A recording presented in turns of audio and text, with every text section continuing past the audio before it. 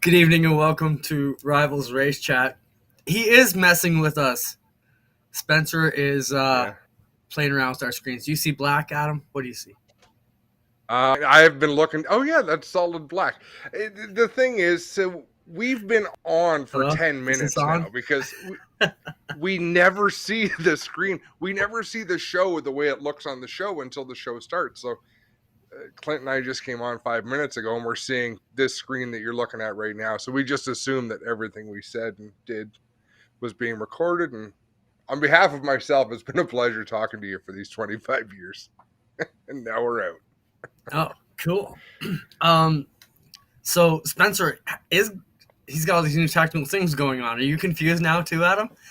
Now I see three of First me. off, there was a skill testing question to get into the damn feed this week. Normally, you click a link and you go in. Now you got to put in a passcode and stand on one leg. I mean, this is nonsense. I've had to do that for a year. You've been getting off easy. Let's bring in our first guest because he's part of these shenanigans a lot of the times. Greg Callan is with us. If you don't know Greg, we'll tell you who he is. Greg is co-announcer to the three of us at Usher Weekend and all the G-Force broadcasts and the other arm of the Abbott and Costello comedy program that we tend to throw out every weekend at the races. Welcome, Greg. It's always great to have you with us. The straight-laced one, but who can always throw out the joke when Adam needs a kick in the ass. So we appreciate you being here with us. How are you doing, Greg? I'm doing well. And just for the record, I've seen everything on screen the whole time. It's worked perfectly for me. And Adam's lying. He was not here 5 minutes before the broadcast. It was 7:59 when he logged in. I was missing a very important piece of equipment, and I was searching the house for it, but I got His brain. Greg, I didn't know Greg was coming on tonight, but it works out really good because he and I were sending inspiring messages to each other today. I bet you were. Well, we were talking about the Heimlich maneuver, and he basically said, not basically, he just said, so if you ever get to a point where you're in the booth with me and you're choking, you're going to die. That was his vow to me. Well, he said if I was ever choking, he just asked, "Can I have your fries if you're done with them?" Good one. We love each other. We did bring you on to talk about a few important things. Adam, this is something that's been near and dear to your heart back from the Race 101 days. Even before that is race marketing, race sponsorship. There's so many things that a lot of teams are doing right and a lot of things they're still doing wrong, like spelling sponsor with a C. That still drives me crazy. Hey, who wants to sponsor me? You don't even spell sponsor right. Who wants to get involved with you guys? You know, but hey, that works if you want to race at Weber Valley. Yeah, true. But Greg, we brought you on because we know you as the voice, but you also, by day, you know, we're Image Factory. You're doing all these proposals. You're doing all the shirts, you know, apparel for all these teams. You're intimately involved in. The reason you actually volunteered to come on the show, I reached out to you and said, hey, Adam and I are going to do a segment on marketing. And you said, hey, I'd like to come on. I see all the bad things the teams are presenting to me and asking me to put on paper for them. You know, we need to make sure we're doing things right. So I'll throw it to Adam first, and then we'll get into Greg. Adam, this is a segment you've been wanting to do for a few weeks now. Your thoughts, and you take it for us.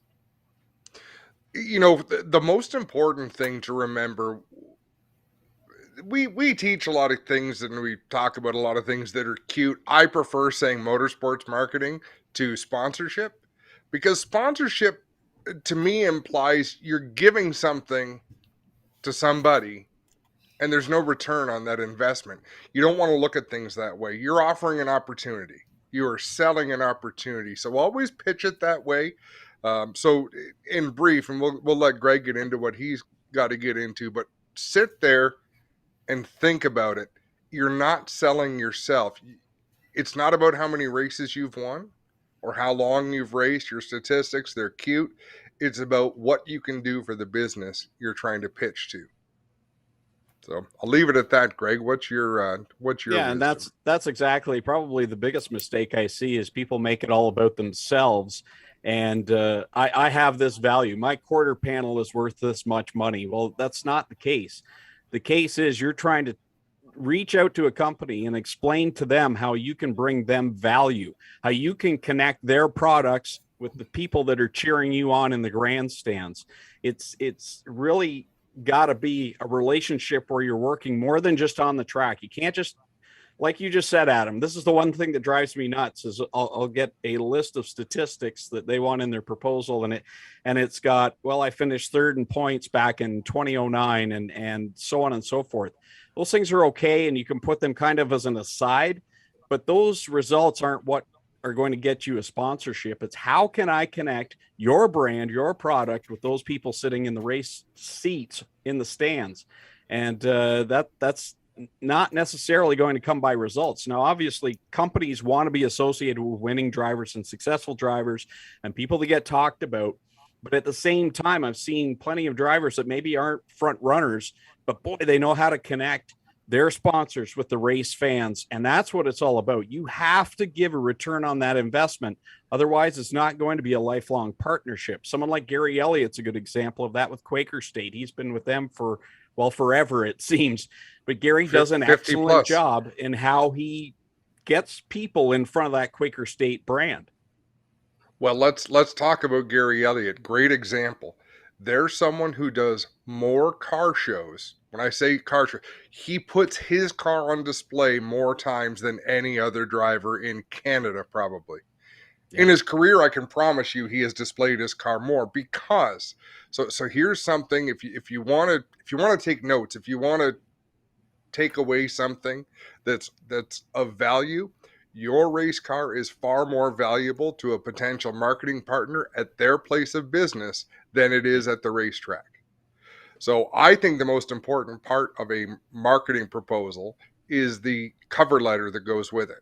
And if it's more than 8 sentences, start crossing them out. In 8 sentences or less, open with something welcoming. I'd like to introduce you to an exciting way to spend your advertising dollars. Just a quick, here's what I'm about to do in 1 or 2 sentences.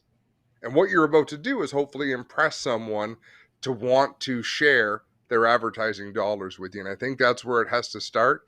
Everything else is table dressing. Everything else is the gravy. But the meat and potatoes is, I think, come up with what you want. There's people who will run their race car. If they have $1,000 in sponsorship, they've won the lottery, they're ready to go racing.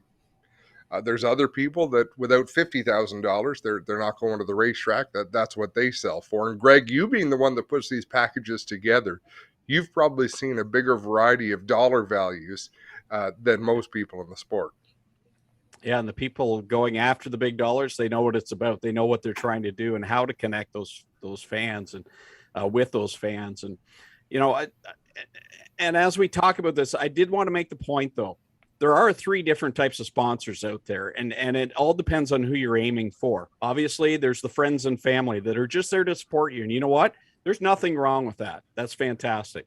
There's also those companies that are just looking for a tax write-off. Now, maybe not so much in times like these, but in years gone by, that's certainly the case.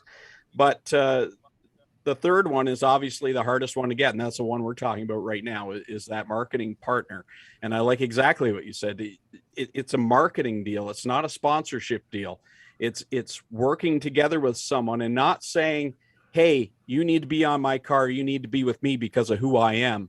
It's, wow, you got an awesome company. What can I do for you? A lot of drivers have it backwards. It's all about themselves and look how important I am. But instead, it's supposed to be about how can I help you? How can I benefit you? Because if you create that relationship, it'll last a long time.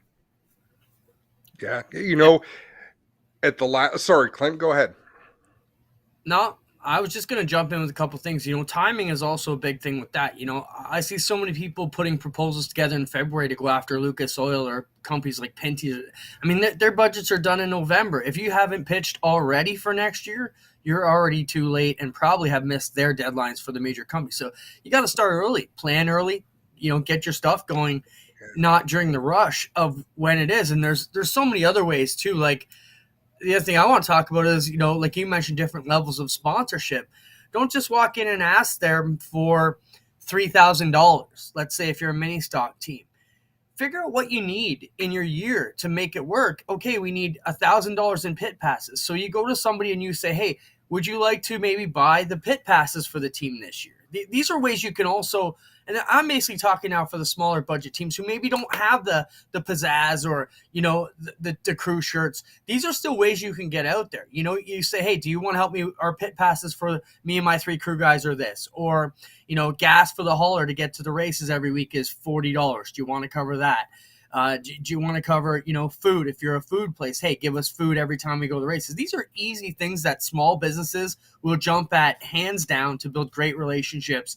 You don't always have to go. And then you find yourself, if you can't necessarily go in and ask for the $3,000 or $5,000, you can still get where you need to. And the other reason I said this, Adam, is because, people don't want to hand you $500 and not know where it's going. Now, if you bring them an invoice from Rush Weekend Speedway for pit passes, they know where their $1,000 directly went. They know they're directly helping you. They know you're not, taking it to the bar and buying rounds for your buddies down the end of the street. So those are a few things that I picked up over the years on the smaller end of things. Yeah, and I find a lot of teams are maybe nervous to go after even a partnership where they supply things you need, where it's a trade-off. If it's a parts company, they can supply parts to you, and or like you said, buying tickets or buying fuel for the year, and that takes money off the books that you would have had to come out of pocket, and making those kind of deals, and teams need to look at those options. Yeah, you're absolutely right. And then as you get into it, folks, there's so many other ways that you can sell marketing, ways to raise money for your race team. If you know of a business that says, hey, I want to do a company event, maybe bring 50 employees out for a fun night at the racetrack. Do you know how I can do it? For example, let's say you race at Flamborough Speedway. Say, yeah, I can probably talk to John Caselli. They've got that building in turn 1 that they would rent out for the night. I'm just going to toss out generic numbers. But let's say John says they'll sell you 50 tickets, rent you that building for $2,500 for whatever night of racing. You go to the sponsor and say, for $5,000, we'll make the car look like this. You'll have that building for the one night in July when you want to do your company picnic. We'll park the car up there. People can get their pictures taken around it. So don't think there's nothing underhanded about that. Like, there's a lot of ways you can serve a purpose. But I want to tell a quick story. In Victory Lane at Delaware Speedway for the NASCAR Pinty series, and it's one of those moments where I draw a blank. I've introduced him countless times from WeatherTech, the boss at WeatherTech. But we happened to be standing back while the celebrations were going on. He says, I wouldn't care if LP Dumoulin was a golfer or a curler. If he was a golfer, we would be spending our advertising dollars in golf. If he was a curler, we'd be spending those dollars in curling, because I sponsor the man more than I support racing or this race team. So they've found a connection there. Keep searching for that connection, because that means everything. That is why Gary Elliott lasts 50 years with the same sponsor. That's why DJ Kennington's lasted as long as he has with the sponsor he's got. So there's no one simple answer. If there was, there'd be a lot more cars with great sponsorship on them, great marketing on them. But by all means, ask for advice. People are pretty willing to give it. But again, I go back to the very first point. Remember, it's not about you. It's about this company and how you can take their $500 and make them feel like it was well spent, or their $1,000 or their $10,000, whatever the number is. The other point that I'd like to make is know your market, because I've heard time and time again, I'm going to go after McDonald's. I'm going to go after Home Depot. And you know what? I'm sorry to say, but if you're racing in a provincial level, McDonald's doesn't need you. Tim Hortons doesn't need you. You need them on your car to make you look credible. Unfortunately, that's the case. They don't need you, but know your market. Say to yourself, and here's a cool trick I thought of. How many times have you been on Facebook and you've seen one of your friends post up one of those recommendations? And I just did it. I need someone for a garage door. I need someone to fix my garage door. My call was out to racers thinking, is there anybody in the racing industry that does garage doors? Think about that. If you see your friends asking those questions, maybe those are some of the target companies you should be saying, hey, I've got friends that know me that I could be suggesting your business to. That type of connection that's on par and on that level. They're the ones that need help getting out there, and you could do that for them. There's a couple things, a couple success stories we have. I mean, with our weekend, even Strickland's, we had this pace truck that Strickland's provides every year. And this is a story I tell all the other tracks. You should be going after this. Our relationship with Strickland's, we promote them all year, obviously. In exchange, they provide the point fund for the crate sprints and some cash. and they provide us with a brand new truck every year as part of their marketing promo budget that they have. Well, we pay to let the truck up. We use it all year. We show it on the streams all year, and at the end of the year, every year since we started streaming and showing this truck, they've had no problem selling that truck. Last few years, actually, Glenn bought it, but the 3 years prior to that, fans come out of the woodwork, said, I want that Pace truck. We offered to strip the graphics off. I think the one guy bought it with the graphics on because he still wanted it. So that was just a way that, for the GM dealership, they gave us money. They sold the truck. They made enough profit to cover their cash. We put a customer together with them from our business. It was a perfect win-win, and so many things. Greg, we brought a couple of proposals to show. We've got the asphalt one and the dirt ones you sent. And maybe you can tell us just some of the things that people are reaching out to a company like Image Factor, maybe what they should have ready, maybe some things they should and shouldn't do when they approach a company like yours to make these out. And you let us know if you want us to show these proposals or what if you have any high or low points. Yeah, no, go ahead. By all means. What we do is usually when someone contacts us, and we do proposals for teams all across North America. And obviously, here's a local one with Mikey Krutchka, but it's suited towards that region, and we try and work the best around what fits that driver and what their needs are. Now, we do have a form that we send out to the teams, and it's very detailed. And I constantly tell the teams, give me as much information as you can possibly give me. Even if we don't use half of it, at least we've got something to work with, and we'll pick out what we feel is going to help propel you towards that sponsorship. So we do have a form that folks fill out, but the thing is, you have to know yourself. And like we've been talking about throughout this, you have to know what your value is and what you can do for that sponsor. And a lot of times teams contact and they just don't know. And I've had teams list out all of the expenses that they have for the entire year. Well, you know what? A sponsor really doesn't want to see that. They don't want to see how much it costs you to run your entire year. They want to see, how can you connect me with that fan in the stands, and how can you give me a return on my investment? So it's those types of things that you really need to know yourself. And we try and take all that, package it together nicely. But at the end of the day, like Adam said, we put those proposals together. That cover letter that goes with it is far more important than the proposal. Yeah, it looks nice, but it's not going to get you a sponsorship unless you know yourself, what you're offering, and you can present it, as Adam said, very quick and succinctly. Spencer, before you go into this, go back to that last page you showed of the Krutchka one. I just want to show one highlight. And Greg, this is one you prepared for Mike, but I just want to talk about, what this page is. This isn't about Mike and his team right here. This whole page is about where we race weekly, live broadcasts, where you can find the racing. It's more geared to, hey, this is where you're going to see us, more than, hey, what I'm, more about stats and stuff like that. And this is an important thing. Obviously, we're super proud of our association, what we've done on G-Force, but you roll into the other ones now, Spencer, the payment one that Greg sent. I just want to mention that that's a big part of it, Greg. Where are you going to see the car? How many times is it going to race? That's far more important than you finished third 3 years ago. No, exactly. And all the TV stats, it's been nice with G-Force as well that we can add all those stats into it with all the views that are being seen. How many social media views are being seen per year? Those types of things. What tracks, what regions are you touring into that might reach other fans, especially if you're an Ontario-based company? Boy, if you want to get involved with APC or one of the sprint car tours, they're all around the province. It's great exposure that way. So you really need to answer all those questions, the 4 W's and the 1 H, the where, what, how, who, where, how, what, whatever all they are. But you need to answer all those cancers. Yeah, I know. That was an Adam Ross explanation there. So close enough. Dear. Yeah, exactly.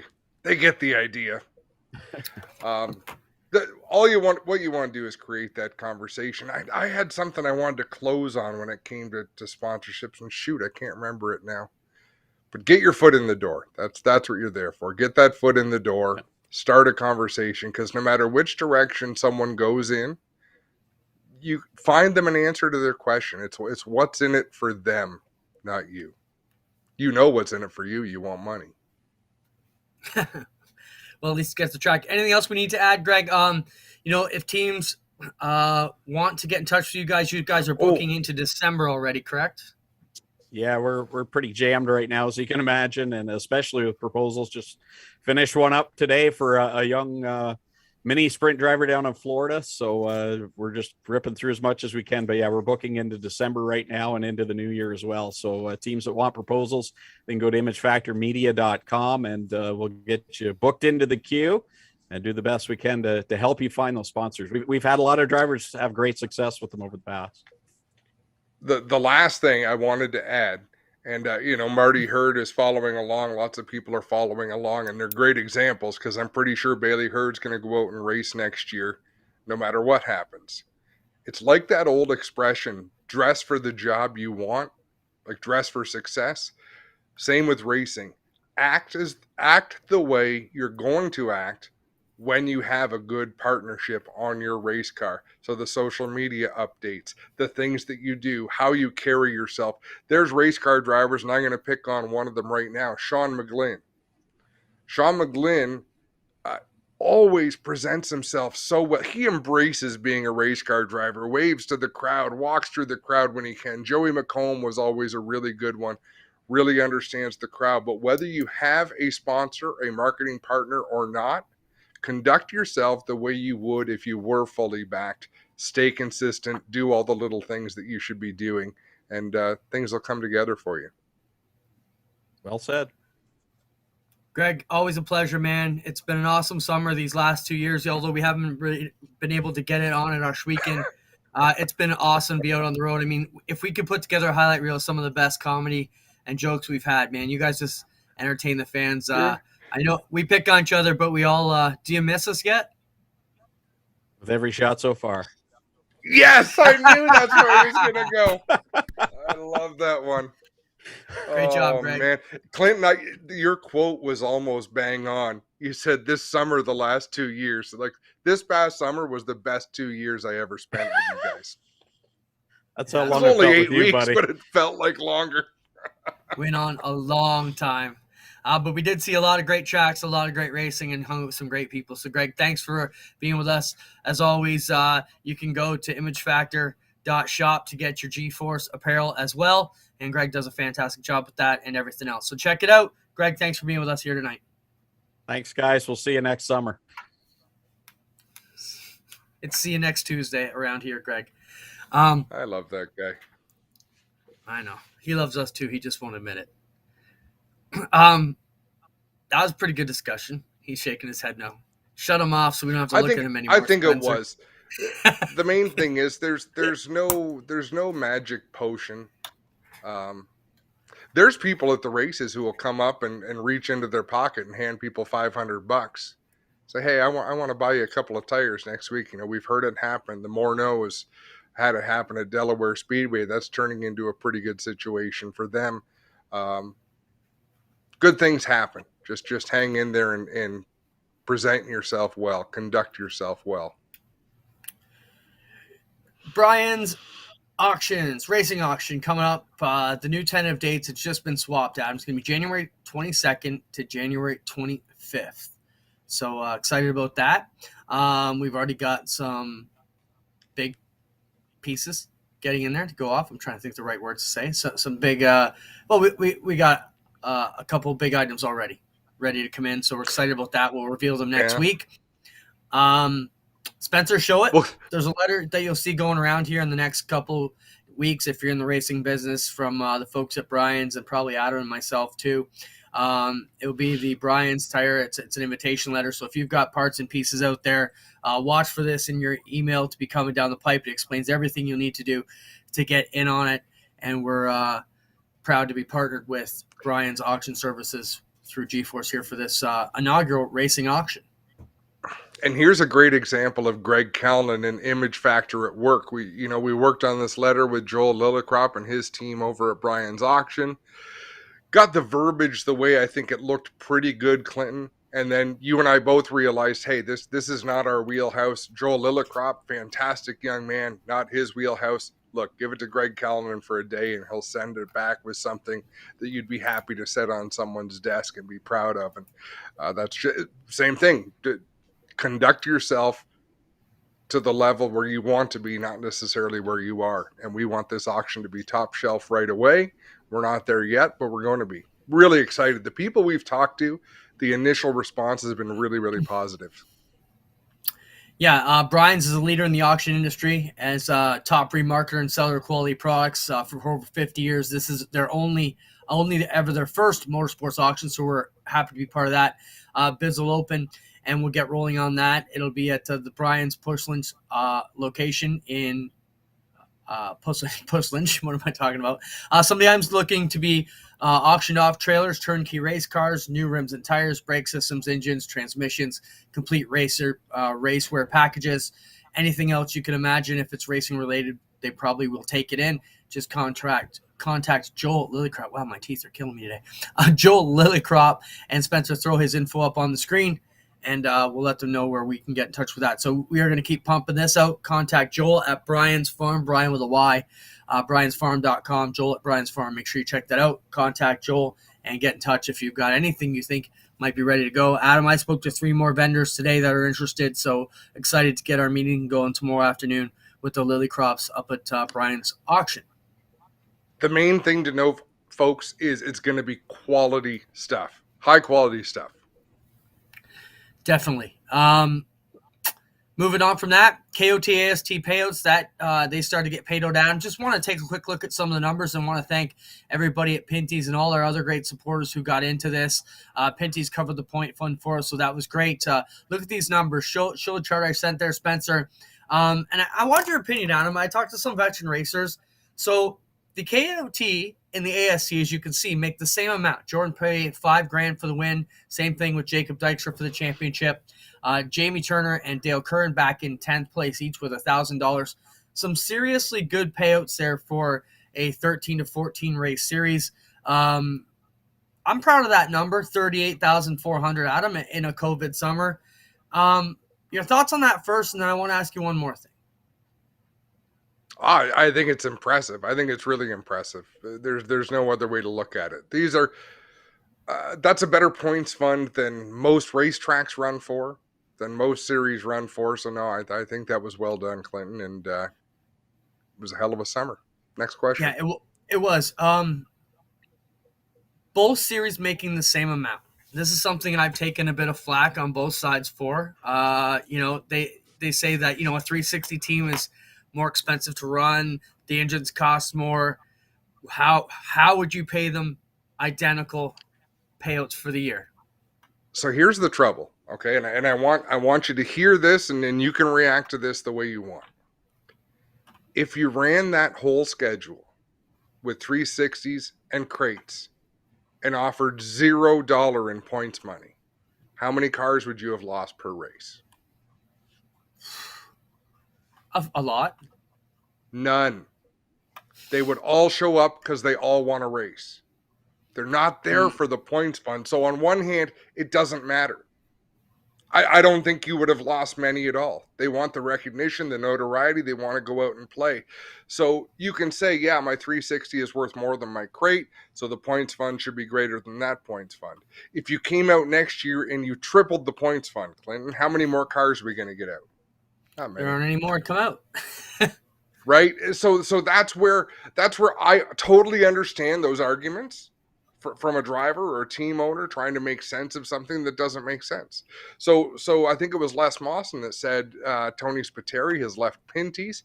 I think we should talk about that in a minute. But now that he's gone, did those deals disappear?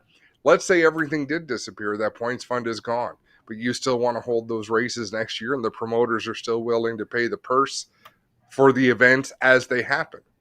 The cars are still going to show up. So yeah, you're not wrong there, Adam. My thoughts to the teams were the 360s get paid a lot more, double more to win every night out. They take almost double home in start money every week. So that's their reward for their added investment. I look at this as the grind of going up and down. The crates had every bit of the travel expenses, the fuel, the hotels that the 360 did, and even more in some cases. So I'm all right with paying them the same. The effort from the teams is the same, to me. So I was quite proud that we paid the crates the same as the 360s. Yeah, I think it was neat. And I mean, as I say, you can look at it so many ways, justify it so many ways. I had some really weird ideas as you probably recall, talking about rewarding the laps people run. Take that Yes. $38,000, divide it by how many laps were run in total, and pay people for the amount of laps they ran this year and walk away. So there's so many different ways, and some groups do a perfect attendance to where half the points fund is split evenly between everyone who showed up at every event, and the other half is loaded a little bit towards the top. There's lots of ways to do it, but when you throw a good party, people want to come. Yeah, I think even at the end there, we had two bonuses. We had a core pack bonus and a $1,000 RV bonus, which was $2,000 of the last weekend at Brockville. And Henry and I got talking. We ended up throwing an extra $300 in it and just made sure it gave everybody a $100 bonus instead of topping up. One guy gets a lucky draw of $500. They all had a long weekend. So, all right, let's move on from there. Anyways, want to say thanks to everybody at Pinty's and all our sponsors from all the other guys that got in. I mean, I'd be afraid to start naming them now because I'll leave somebody out and be in trouble. But it's all there on the Knights of Thunder website. Go and check it out. And, where do we go from here? Who knows? We got some thoughts? No, exactly. Sorry. Do we have Tony on the rundown? No, but we bring it up right now. So Tony Spiteri if we Pinty's. He took a new position as the COO of Fresh Stone Brands. And we're still trying to figure out what that means for all of us. We've got some synopsis, but that was my question to Tony on the way to Brockville. Where do we stand? He said, no, our deals with the sprint car deals were multi-year deals. So I'm not worried about the sprint car situation. Jen Booth is holding the reins at Pinty's now, and she's been fabulous to deal with. Jen actually spent a lot of time with her husband at the last few races, which was great to see them and their family out to enjoy that and be more involved in what we're doing. So I'm quite confident that Pinty's is still going to be very heavily involved in motorsports, and the legacy that Tony, has charged up to the front there in the last 10 or so years is going to continue to roll there. I don't think there's a lot of panic with us. You'd think we'd be all worried because our Uncle Tony moved on, but no, I think we're all right. Tony says things are going to be good and looking good on both fronts for us, him, and everything in the middle. So I don't know. We're just kind of waiting to see it all shake out. But it is a big loss, definitely, for Pinty's. So thankful to have met Tony.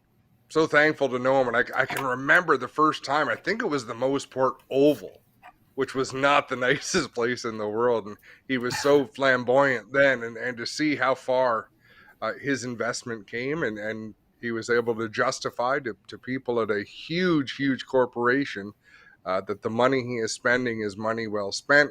But a great person, a great family. We're better for knowing him. And I wish him all the success in the world. I know we'll still be able to see him at the races because he's a race nut like we are. Yeah, there's few people that I get around that I really feel that I'm swimming upstream with every word they say. And Tony is a test, man. I'm like, okay, am I getting it right? Am I going down the right path? Just awesome to have him. But great to have met him. And all the best. And we'll get Tony on in a couple weeks here once things shake out for him. Also, our condolences out to everybody in the Olimel family. Ray Jean, one of their longtime leaders, passed away right around the same time Tony left. So it's been a couple tough weeks for the Olimel family, losing Tony and then really losing Ray Jean. And it was sudden, man. It was like 8 days, I think, from the time they noticed he was sick till they realized he was full of cancer and gone. So that was a shocking loss for everybody over there. So our condolences go out to them.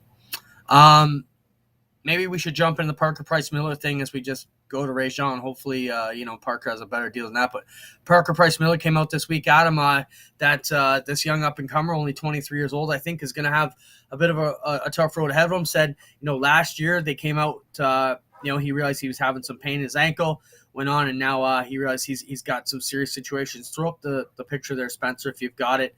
It was just a screenshot from a press release that came out last week.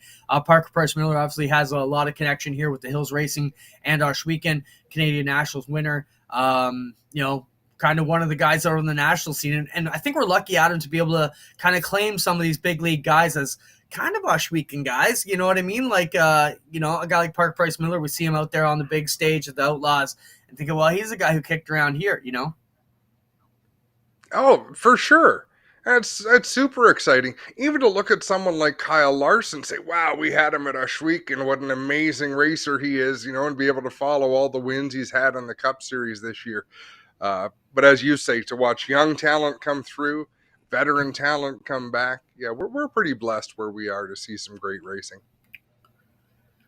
Yeah, so it came out last week. Said, where am I trying to find it? With the pain up subsiding, as we mentioned, he decided to seek further medical attention this summer. He had a few more tests done, then received the news that they had found a tumor in the bones of his right ankle. They did a biopsy of the tumor, and unfortunately, it came back positive for cancer. Parker Price Miller says, I've been racing and competing as long as I can remember, and I know this is about to be the hardest race of my life, but one I will not lose. My plans are still to race as much as I can over the winter, but as we learn more and more and start this fight, I'll have to take it one day at a time. Parker Price Miller will still compete at the World Finals with the World of Outlaws this weekend. He will then be back to Indiana, where he will begin radiation over the next month. Stay up to date with Parker Price Miller by following him on Twitter at Parker_PM9 and Instagram at Parker Price Miller. So from all of us here in Canada and all your race fans all around, all the best, Parker. We're thinking about you. And he's one guy I'm sure we can get on to talk about his fight coming up here in the next few weeks as well. While we're on somber news, might as well just stick with it.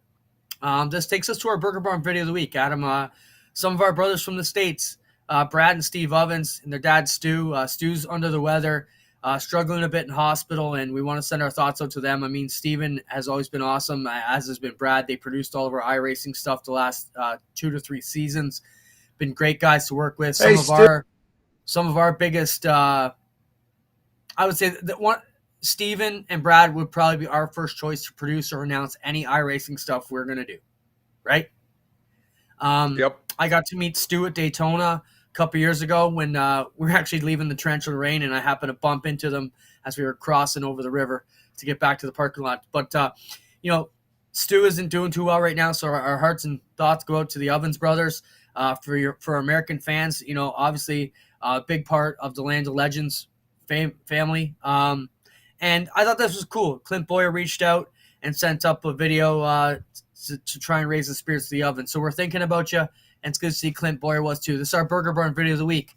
Clint Boyer sends a message to Stu Ovens. Hey, Stu and everyone, it's Clint. Just wanted to say hi. I know you're in the hospital fighting hard. Man, keep doing that. I got to see you again next year at Watkins Glen. Appreciate all your support over the years and look forward to seeing you soon. Keep fighting. Be praying for you guys and your family, Steve and all. Take care of him. That's pretty awesome, Adam, when a big league guy reaches out to you, and hopefully that picked up his spirits a bit. Yeah, totally. Very cool. Nicely done.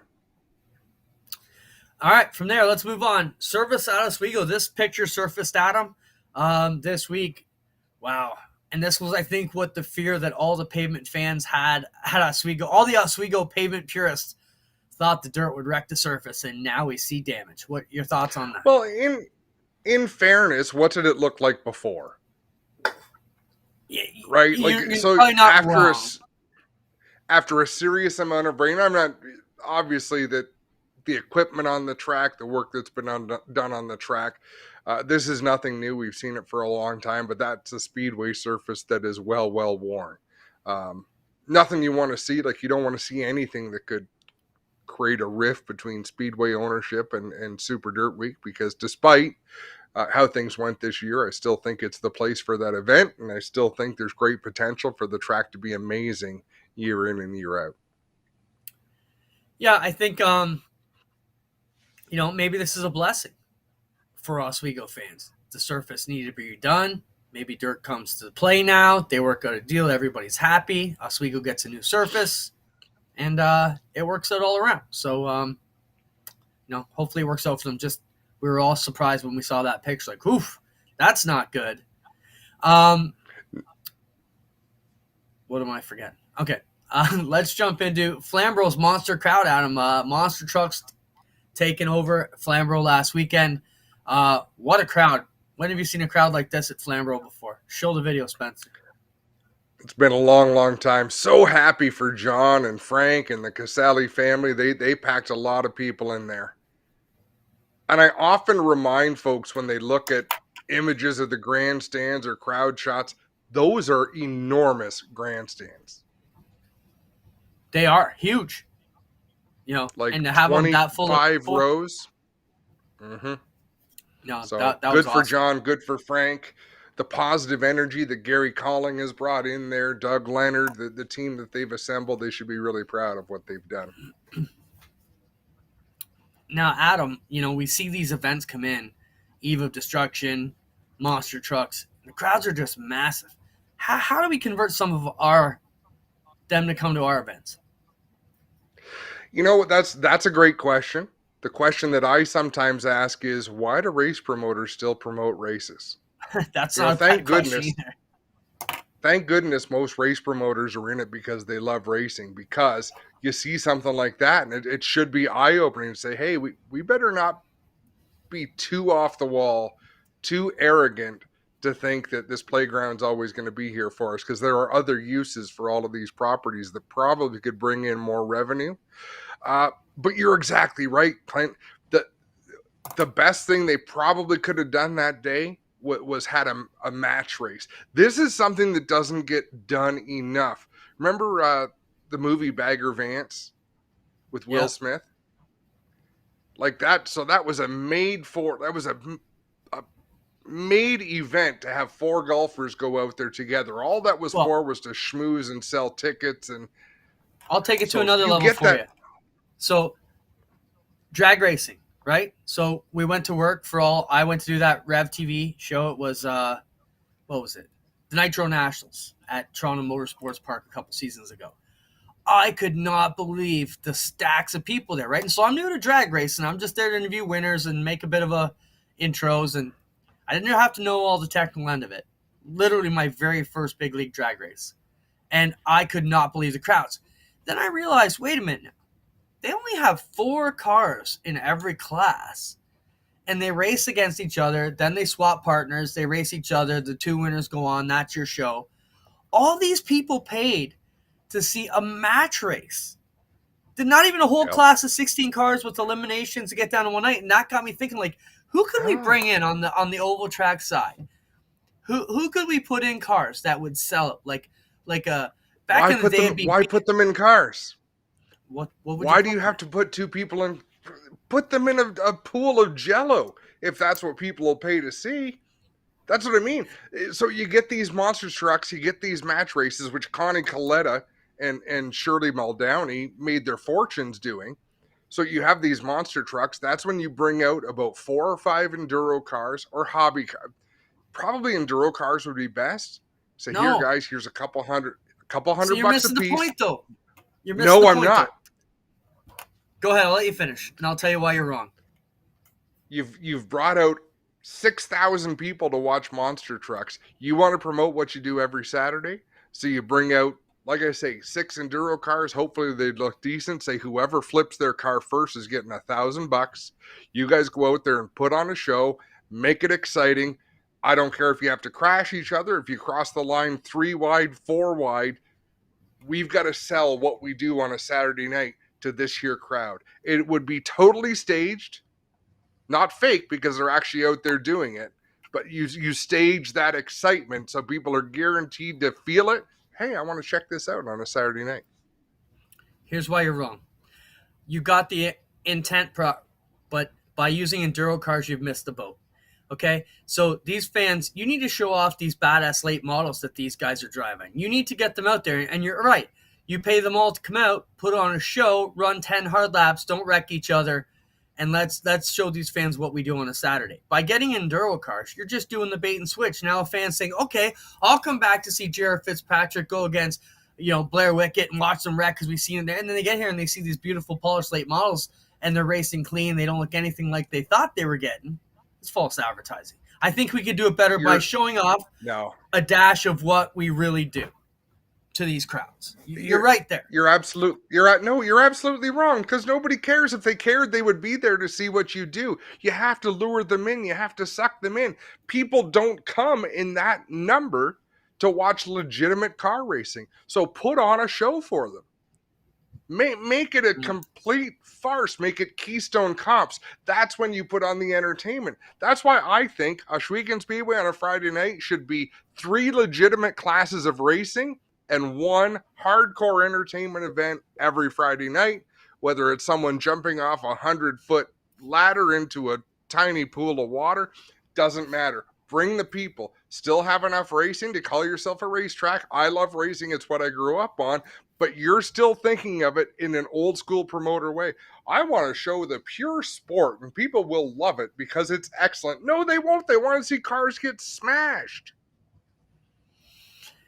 Yeah. The people that are at the maybe. monster trucks, not the typical race fan. We still need to find a way to tie them together. So if you guys have some good ideas, let us know. Do it all, because we love racing, Clinton, and that's the fun part about fighting with you is I know we're both fighting on the same team. Yeah. So even though it seems like we've disagreed for 25 years, we still have the same goal. So I say find the ways that all of these thrill seekers would come to Ashweekon on a Friday night and still support the great racing that we're there to do and enjoy, but just throw a little twist. That's when you could make intermission 45 minutes long every Friday. If fans knew that they were going to be dazzled for 45 minutes of something spectacular, right? They're going to love it. But come People on, that love how the many racing, of those freak shows have we been to where they advertise 45 minutes? But it's a couple jumps on a motorcycle ramp. It's all dragged out bullshit. It's all dragged out bullshit. Here's what I'm saying. I'm with you. But we're going to get you with the hard 10. You get 10 minutes of jaw-dropping excitement and intermission. I'm with you. You're getting me closer and warmer to jumping off the 100-foot ladder into the kiddie pool. I can't believe what you just said out loud. We're going to give you the hard 10. You even smacked it like That's that. right. The hard 10. That? You can go to jail hard for 10. Shit like that. The hard 10. Listen to you. Too funny. But so we're there. You and I are side by side in similar ideas. The moral of the story is we're thrilled for John and Frank Casale because they will be excited to open their racetrack next spring because a lot of fantastic things happened this year. Some of it was car racing, some of it was not. But racers are going to reap those benefits. And that's where I think we need to be. Bowman Gray Stadium, and I don't even love it as a racetrack, but they fill the damn place every week because it's part Battle Royal, it's part soap opera, and part car race, all on the same ticket. No, agree. I just got a message here. Anthony Spiteri returned to the Stickers and Scuff podcasts to chat about this season and other racing-related topics, so go over and check that out. I guess they got the hot scoop from Tony before we could beat it. So, Jerry Reese agrees with you. He says Clinton is right. I'm sure Jerry is still reeling from the hip check I gave him at Herbsville in the go-karts. Still mad about it? Probably. I wouldn't blame him. It was rough. Now, like what Pitsy says, challenge your top drivers to build enduro cars and stage a grudge race. Now we're talking. We're getting there. Getting there. Keep going. You mentioned something about Bowman, Alex Bowman and Denny Hamlin, what happened there on Saturday. Adam, your thoughts on how that went down post-race and how that all came together?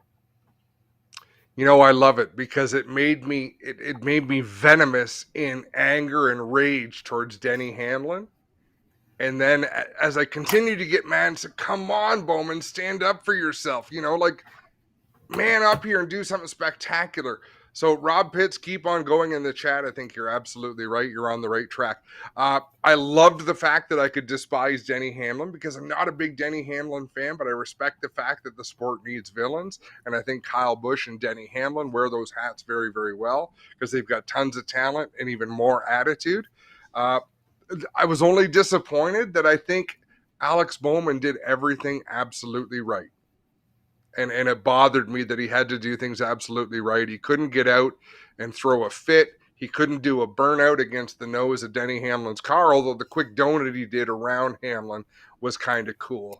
But you think, boy, one person is being raw and unfiltered and the other one is being inhibited, but that's their respective places in the hierarchy of racing. Bowman still has to protect his career. I thought Bowman gained a lot of fans there because of his classy portrayal of how it went down. And, I thought what he said, this isn't Bowman Gray. He said, so that told me, he wanted to run him over, but he realizes he's at the top echelon now. And like we spoke at off the top of this program, think about who you're representing and what's going to get shared all over social media. What company on the hood of the car looks more like that jackass on Monday? Is it the company on Denny's car or the company on Bowman's car? Yeah, I think Denny kind of stepped on it a little bit there. And he talked about Bowman being a hack who has the fastest car every week but still finishes 10th. And I got thinking, that was Bowman's fourth or fifth win this year. And I don't know how many years he's been in the Cup Series, but I would like to see their stats side by side because they're two examples of drivers who came into Cup in top-notch equipment and see whose statistics hold stronger. I'm with there. Link. Link says they should have just gassed it up and gone nose to nose burnouts as a way to celebrate. That would have been cool too. All right, a couple more things. The stuff you see in social is before my time. Show this, Spencer. The take the blindfold test. This has got to be a joke, but it's so pro done. I'm trying to figure out where it came from. Talking about how smooth the Dodge cars are that you have to take the blindfold test. I was shocked. I got to ask some old timers out there. It's got to be a joke, but back then they were getting away with a lot of crazy things. So maybe we don't have that picture just yet. But, And that was another situation. Let's talk about Denny Hamlin and Alex Bowman. And that's the reason I say don't paint all of these situations with the same brush, because basically that's a yellow flag situation where a driver is taking someone else's safety and putting it at risk. There's a lot of videographers and such coming on the track at that time. I don't think anyone was going to get too seriously hurt, but there's the potential for it to happen. But you know what I mean? Under a yellow flag situation, you got a car sort of out of control because he's angry. You have to treat every situation uniquely. take the Dodge blindfold test. Daring test reveals amazing smoothness of a thud-free suspension. And the guy's sitting on the hood. I didn't know if it was a joke or if it was like something they would have put out as a joke back in the day, but it just caught my eye, and I'm like, this is crazy.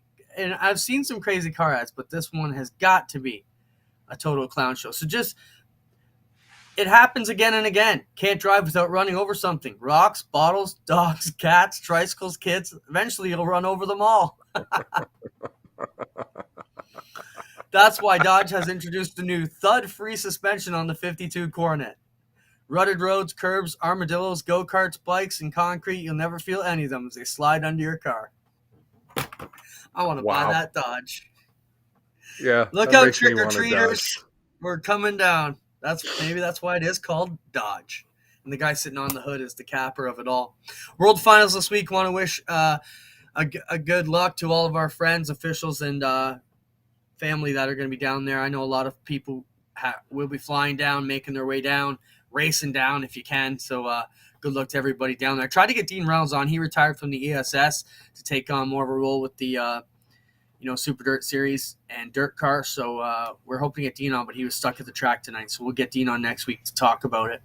And that, we're almost out of topics. Yeah, they had the first part of the World Finals this past weekend. There were some concerns with the racetrack. There were some problem spots on the racetrack, which I think probably, Clint, is why they run that event the week before the World Finals. Put a lot of race cars on the track, see what the surface is going to do, rework it as necessary. I think the World Finals is one event on the calendar that lives up to its hype. They do a nice job. Love the 4-wide. That's one time I will tolerate the 4-wide, when they put every division of car out on the racetrack. They got fireworks going off, huge crowd like that. That's one where they take everything into consideration. I think they do it pretty well. Yeah, that is definitely a big show. If you've never been down there, check it out. I'm assuming you catch it on stream, probably dirtvision.com for the weekend. So make sure you check that out. Yeah. If you ever go, dress warm. My God, I've sat through some cold nights at that place. So some topics that have come in through the thing. Cam says, what about that truck finish? That was pretty wild. Freezing going for the win, trying to make it happen at the end. Ends up getting into Gilliland. A wild affair. They were upset at the end, but, trying to do all he can to try and get that spot. And that's fun to watch. It's fun to watch people who are hungry. This weekend, Clint, I went to watch the Guelph Griffins play the McMaster Marauders. Canadian college football was fantastic to watch Ethan Monahan play. He's Trevor Monahan's son. As a first-year player at Guelph, he's playing on special teams. He's got great opportunity to get out there on the field, and it's so much fun to know someone out there and watch people who just are still playing for the love of the sport.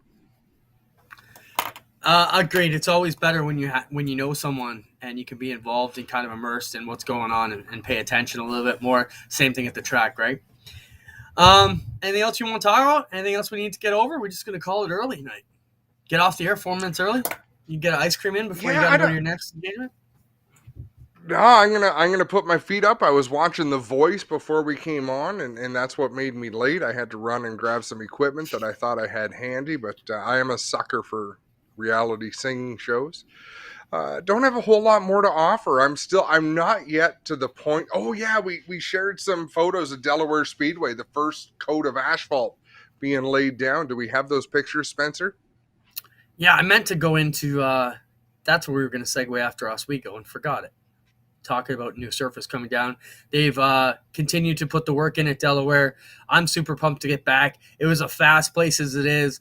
You know, of course, we're taking a bit of the character out, if that's your word you can say, for cracks in the track. But I think if it's anything like Jukasa was at the end and the smoothness they were able to achieve, it's going to be amazing. Yeah, there comes a point when you jump the character shark, right? Place has a lot of character, and then, okay, this place is busting a lot of shocks and causing. And I'm not saying that's where Delaware was, but it was tough to have prolonged side-by-side racing. It was tough. So I'm looking forward. It's ready. I'm ready for change. It's time to see something new. If we don't have the images, be sure to check it out. Go to Delaware Speedway on Facebook. They're giving updates all the time. Cam says, is it a full paved job or just a lane or so? I believe it is a full resurface of all the racing area. We're trying to get Luke on as well to talk about him. Stuart Freeze is another guy we'll be reaching out to as soon as his season's over. Obviously, he's going a little bit crazy. There you see the base coat going down. I just think about that dark, black, rich asphalt, Adam, and how awesome it looks at Jukasa. I can't wait to see this one redone as well. Thankfully, the weather seems... Yeah, weather's working for them. That's true, too. Mm-hmm. Getting asked when iRacing starts out, and you want to comment on that? Not really. We haven't made any plans, folks. We've there's so much going on that we really haven't sat down and put anything together to say, hey, this is what we're going to do. This is what we want to do. The most honest answer I can give is this year was really tiring, really draining. I mean, not to use a cliche, but we put in 110%. Clinton, you put in 150%. Like the work that you did was just silly. I think we're all just kind of sitting back and taking. I need some time. I need some time to regroup and. Yeah, reflect. I'm at the same boat. You know, I was talking to Christine earlier today and said, you know, like, some days, Tuesdays are a grind, the show, and you're like, wow, man, but by the time we get to midwinter, we can't wait to see all you folks, and it's our outlet. But for now, I'm still with you. I'm still like, no, I'm still kind of on my vacation from the season we had. I need a couple more weeks before we get excited again. What we can say, though, is planning has not stopped. I actually had a call with NASCAR Canada today about the Pinty Series date, and, man, if I wasn't half as swift as I think I am, I'd be telling you right now what date we picked. But I think I got to wait another week to put everything in order and make sure all the partners are on board for the date. But it'll be very similar to the date we had the last two seasons. I'll give you that. Plus, pumped up. So we're continuing to move. Yeah, when we can have Bailey on? That's the question. We need to get Dave Bailey. It comes up at least 2 or 3 times.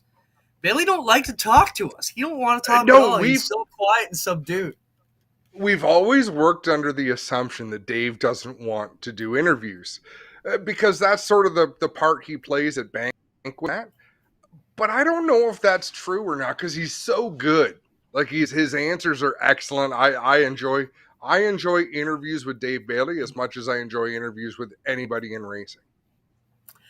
I agree. Bailey would be a great one to have on. We'll work on getting Dave on the program. Just talk about everything. That made me think about the duel on the dirt. Adam, I think I was talking to you last week when I talked to Alex Schutz, called me out of the blue from Insta panels and instant installation. Asked me about the duel on the dirt and can we continue it? We said absolutely. He said he's super pumped up, wants to do a bunch of t-shirts and continue to support the mini stocks and street stocks into the future. So that's great to see.